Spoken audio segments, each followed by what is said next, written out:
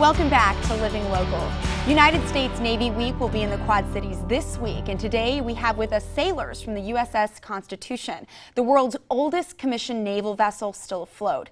While Old Ironsides itself is a must-see museum in Boston, her sailors have traveled all the way to the Quad Cities to share her story and a little naval history with us today. Joining me in studio, we have HT3 Pamela Hensley as well as Seaman Nathan Roth. You guys, thank you so much for being here. Thanks for having us. Okay, so first of all, why does the U.S. Navy host Navy Week events?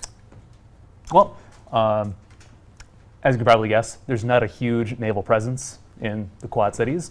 So the Navy Weeks are an opportunity for us to promote and outreach to communities that don't get to see what their Navy actually does on a day-to-day basis.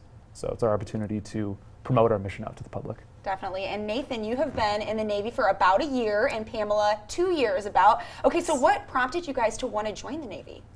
So I actually joined the Navy. I'm from a very small town, and I wanted to go see the world and explore the world and see different places. And I wanted to do something a little different with my life, so I decided to join the Navy to learn more about history and about the world, and do better things with my life. Definitely. What about you, Nathan? Well, before I was in the Navy, I was in a dual major for mechanical engineering and physics, and then promptly ran out of money. So I was really driven for the education benefits, and also for the fact that so many people nowadays are like really entitled, and I really despise that mentality. So I chose to pursue a path full of challenge and adversity to overcome. That's awesome. Now today you guys were talking about the USS Constitution. It's very special. So can you tell us a little bit more about her? Yes, so the USS Constitution, as you said, is the oldest commissioned naval vessel still present and afloat. So she's actually 221 years old, still a commissioned vessel, and there's a lot of history behind her. She was in 33 battles and never lost any single one of them during her wartime from 1797 to about 1853.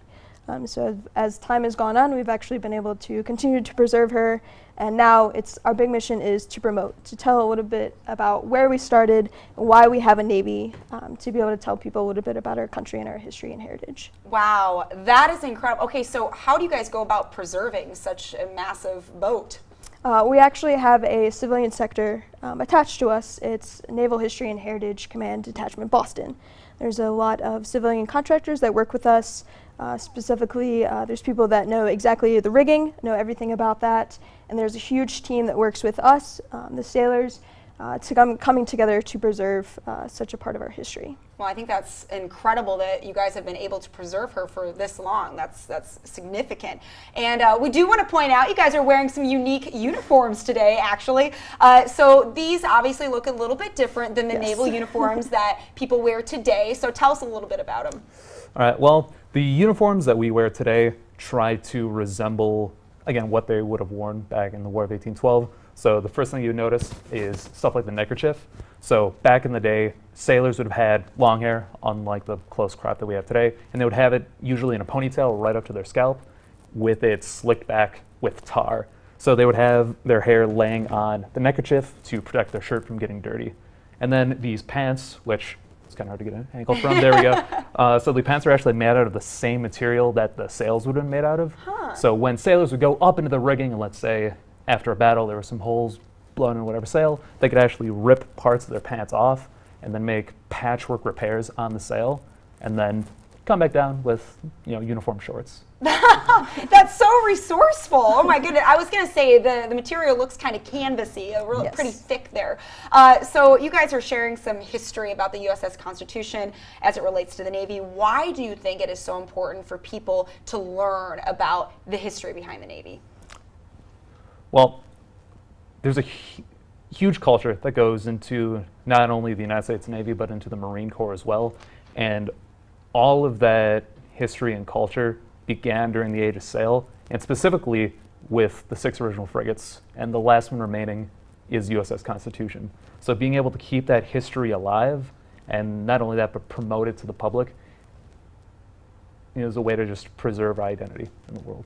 Absolutely. Now, this is the first day of QC Navy Week. We're so excited. We're going to have a different segment every day on Living Local. We're so excited to have you guys here today. So what will you guys be involved with during your time here in the Quad Cities?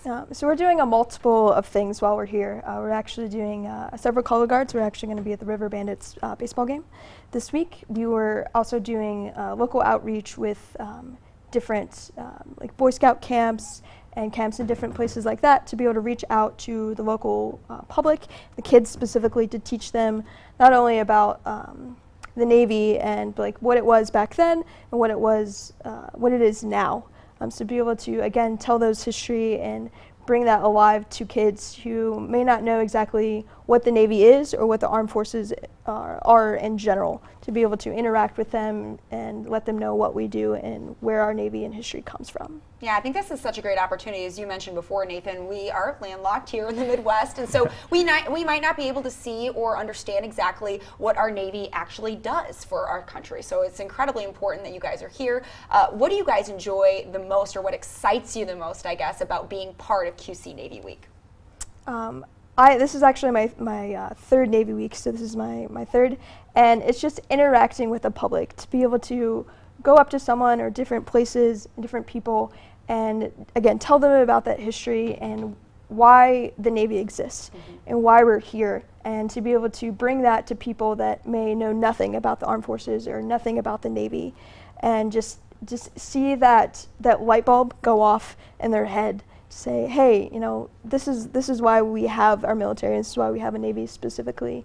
Just interacting with people and the educational aspect, and just interacting is my favorite part of doing what we do. What excites you the most? I would say for myself at the command, I work in the public affairs office, so I do a lot of photo shoots, photo editing, press releases, and stuff like that.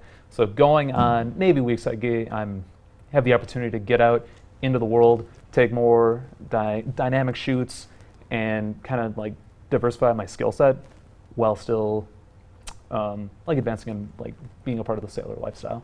Definitely. So how can people get some more information about all the events that are going on this week for QC Navy Week?